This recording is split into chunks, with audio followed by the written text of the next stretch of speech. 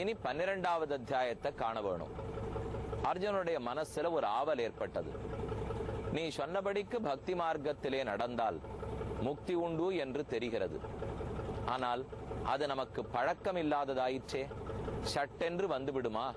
திடீர்னு மனசு அவ்வளவு உயரத்துக்கு போயிடுமா? ஆச்சாரம் மாறிடுமா? அனுஷ்டானம் மாறுமா என்று அர்ஜுனனுக்கு சந்தேகம். கண்ணன் பதில் சொல்றார், அப்படியே முடியாட்டா கூட அர்ஜுனா, அடுத்தடுத்து கீழே கீழே எளிமையான மார்க்கங்களை உனக்கு சொல்லித் தருகிறேன், அதையாவது பண்ண முடியுமான்னு பார். இது 12வது அத்தியாயத்தினுடைய சுருக்கம். இதை ஆளவந்தார் சாதிக்கும் போது உபாய உக்திகி அசக்தஸ்ய ஆத்மனிஷ்டதா பக்தேகே ஸ்ரைஷ்டியம் பக்தேகே அதிப்ரீதிகி துவாதச உச்சியதே, இவையெல்லாம் 12வது அத்தியாயத்திலே சொல்லப்பட்டது என்று சாதிக்கிறார். இப்ப 12வது அத்தியாயத்திலிருந்து சில ஸ்லோகங்களோட பார்ப்போம். கண்ணன் சொல்லுவது, யாராருக்கெல்லாம் நேரே பக்தி யோகத்தை பண்ண முடியறதில்லையோ அவர்களெல்லாம் என் கல்யாண குணங்களை அனுபவிக்க வேணும். அதோடல்ல, அவர்கள் கடைப்பிடிக்க வேண்டிய சில வழிமுறைகளெல்லாம் உண்டு. அத்வேஷ்டா சர்வபூதானாம் மைத்ரஹா கருண ஏவச்ச, யாரிடத்திலையும் துவேஷம் காட்டக்கூடாது, எல்லாரிடத்திலையும் மித்திரனான தன்மையோட நட்பு பாராட்ட வேண்டும். கருண ஏவச்ச, கருணை காட்ட வேண்டும். நமக்கு உடனே தோணும், அப்படி பல பேர் நம்ம கிட்ட நடந்துக்கிறது இல்லையே, அப்ப என்ன செய்யலாம்? நாங்க ஒழுங்கா நடத்துக்கணும்னு இருந்தாலும் அவர்கள் மாறுபட்டு நடந்தால் அப்ப துவேஷிக்க தோன்றதே, பகைக்க தோன்றதேனால் அவர்களிடத்திலிருந்து விலகியே விட வேண்டும். எக்காரணம் கொண்டு சம்பந்தத்தையே வைத்துக் கொள்ளாமல் அவர்களிடத்திலிருந்து விலகி இருத்தல் நலம். ராவணனிடத்திலிருந்து விலகறதுக்கு தம்பியான விபீஷணன் கவலைப்படவில்லை, விலகிவிட்டான்.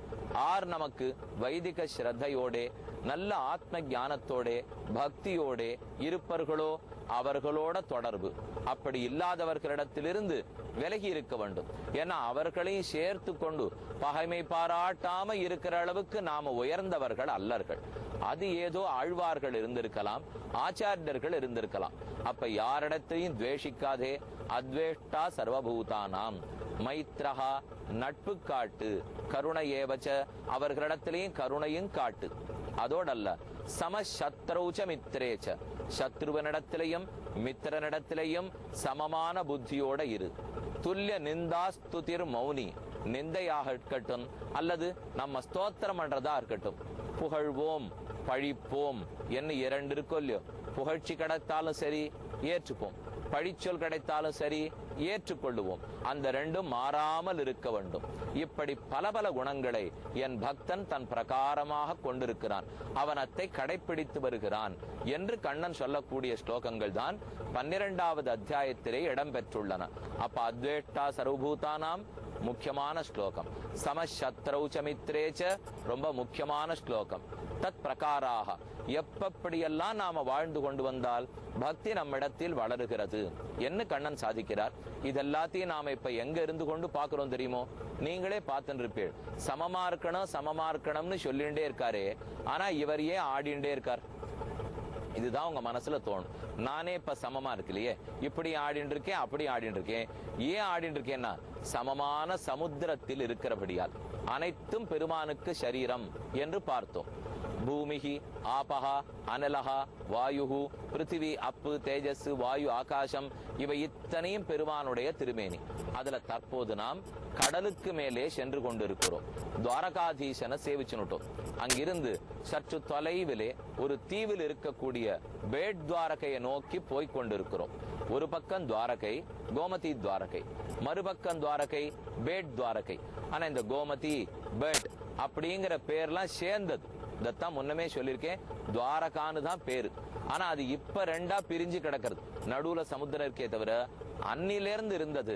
கண்ணன் தன்னுடைய அரண்மனையை ஸ்தாபிக்கும் போது இக்கரையிலிருந்து அக்கறை வரைக்கும் ஒரே அரண்மனையாகத்தான் ஸ்தாபித்தார். அனைவரையும் இதிலே கொண்டு குடிபுகுத்தி விட்டார். ஒரு நாள் ராத்திரிக்குள்ள மாத்தின்னு போயிட்டார்னு பார்த்தோம். இப்ப இங்கிருந்து புறப்பட்டு கடல் பிரயாணமாய் படகுலே செல்கிறோம். நிறைய படகுகள்லாம் இங்க வச்சிருக்கா. அப்ப ராமாவதாரத்தோடைய படகு சம்பந்தம் குஹப்பெருமானோலே. கிருஷ்ணாவதாரத்திலே படகு சம்பந்தம் இன்னைக்கு நமக்கு என்ன, பெருமான சேவிப்பதற்கு படகுலே தான் செல்ல வேண்டியிருக்கு. சில படகுகளில் 40 பேர் பிடிக்கிறா, சிலதில் 80 பேர் பிடிக்கிறா, சிலதில் 120 பேர் பிடிக்கிறா. இங்கேருந்து அந்த பக்கம் போறதுக்கு 20 நிமிஷ நேரம் பிடிக்கிறது.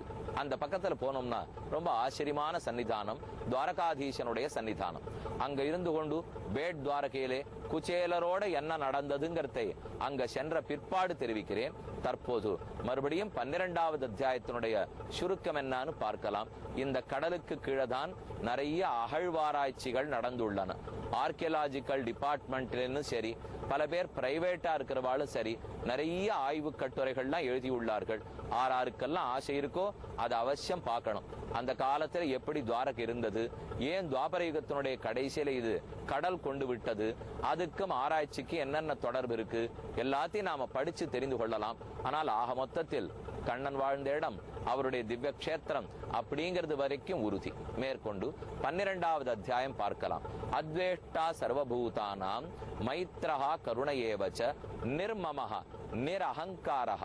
மமகாரத்தை துறந்தவனாய் அகங்காரம் விட்டவனாய் இருக்கிறான். அகங்காரம்னா எதுன்னு பார்த்தோம்.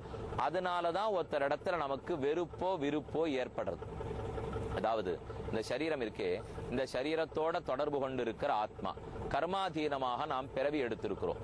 ஆத்மாவுக்கு அனாதி காலமா சேர்க்கப்பட்டிருக்கிற கர்மங்கள், அந்த கர்மத்தினாலே சரீரம் கிட்டுகிறது. அந்த பிறவி எடுத்து நாம வாழ்ந்து வந்திருக்கோம். இந்த சரீரத்திலேருந்து விடுதலை அடைவதற்குத்தான் முயற்சி எடுக்கிறோம். ஆனா அதற்குள்ளாக இந்த உடம்பே ஆத்மான்னு நினைச்சுன்ற மூலியம் தவறான அபிப்பிராயம், அது உண்மை அல்ல. ஆனா உடம்பு ஆத்மா நினைச்சுக்கிறது அகங்காரம். அனகமான சரீரத்தை அகம் என்று புரிந்து கொண்டால் தப்பான புரிவு, உண்மை அல்ல அப்படின்னு தெரிஞ்சுட்டோம்னா அது அகங்காரம்ங்கிறோம். அப்ப என்ன ஆயிடுறதுன்னா, ஆத்மாவுக்கு நண்பர்களோ விரோதிகளோ கிடையாது, பகவான் தான் ஒரே நண்பன். ஆனால் உடல் ரீதியாக நாம் இந்த பிறவி எடுக்கிறதுனால தாயார், இந்த பிறவிக்கு ஒரு தந்தை, இந்த பிறவிக்கு ஒரு தம்பி, இந்த பிறவிக்கு ஒரு மனைவி. ஆனா அந்த மனைவி தாயார் தந்தைங்கிறதுக்கு ஆத்மாவுக்கு எந்த தொடர்பும் இல்லை. அது இந்த உடம்பை எடுத்துட்டு இருக்கிறதுனால அதன் மூலமாக வந்த தொடர்பு.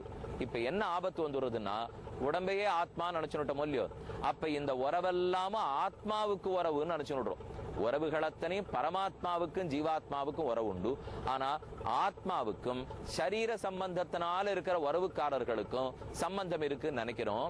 அப்ப அவர்களுக்கு நல்லது நடந்தா சுகப்படுறதா நினைச்சுக்கிறோம், அவர்களுக்கு கெட்டது நடந்தா துக்கப்படுறதா நினைச்சுக்கிறோம். இது எதுவுமே இல்ல பாருங்க. ஏன்னா இது எதுவும் ஆத்ம சம்பந்தமே இல்லை. சுகப்படுறது நான், துக்கப்படுறது நான். ஆனா இந்த சுக துக்கங்களை அனுபவிக்கிறது உடம்பு.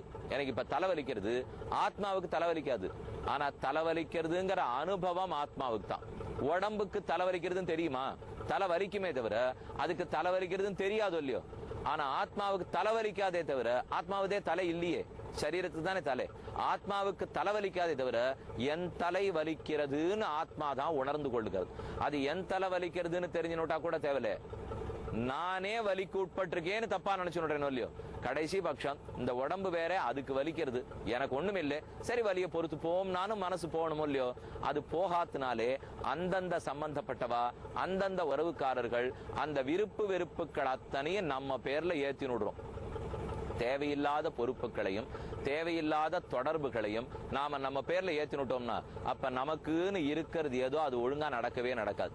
எதற்கு இருக்கணுமோ அதை மட்டும் பண்ணணும். மற்ற விஷயங்களை நாம இழுத்து விட்டுனுட்டோம்னால் அதோட தொடர்பு இல்லையே. அதனாலதான் கண்ணன் சொல்றார், அகங்காரத்தை தொலைச்சூட்டியான அர்ஜுனா, அப்பதான் ராகத்வேஷங்கள் தொலையும். விருப்போ வெறுப்போ தொலைவதற்கு உடல் நான் அப்படிங்கிற தப்பான அபிப்பிராயம் தொலைய வேண்டும். அது போயிடுத்துன்னா யாரோடையுமே நமக்கு சம்பந்தம் இல்லையே. அதனால யாரிடத்திலையும் விருப்பமும் இல்லை, யாரிடத்திலையும் வெறுப்பும் இல்லை. அதுதான் கண்ணன் சொல்றார், நிர் அகங்காரஹ, அகங்காரத்தை தொலைக்க வேண்டும். நிர்மமஹா, இது என்னதுங்கிற புத்தியை விட்டு விடு.